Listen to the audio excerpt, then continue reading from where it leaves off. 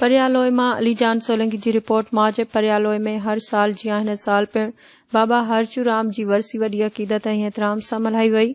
उन मौक़े ते परियालोय हिंदू बिरादरी जे माण्हुनि मीडिया सां ॻाल्हाईंदे इंजीनियर लोकचंद, चमन लाला, मुनवर लाला, अनिल कुमार, दिलीप कुमार ऐं भगत परिवार चयो त बाबा हरचूराम जी वरसी हुननि लाइ हिकु मुक़दस ऐं रूहानी अहमियत वारो ॾींहुं आहे। हिन ॾींहं ते न सिर्फ़ इबादतूं कयूं वञनि थियूं पर बिरादरीअ में एके ऐं भाईचारे जो पैगाम पिणु आम कयो वञे थो। हुननि वधीक चयो त अहिड़ियूं तक़रीबूं हुननि खे पंहिंजी तारीख़, सक़ाफ़त ऐं मज़हबी विरसे खे यादि रखण हिकु मौक़ो फ़राहम कनि थियूं। बाबा हरचूराम जे तालीमात हुननि लाइ रहनुमा उसूल आहिनि ऐं उन्हनि खे पंहिंजियुनि ज़िंदगियुनि में लागू करण जी कोशिश कंदा आहिनि।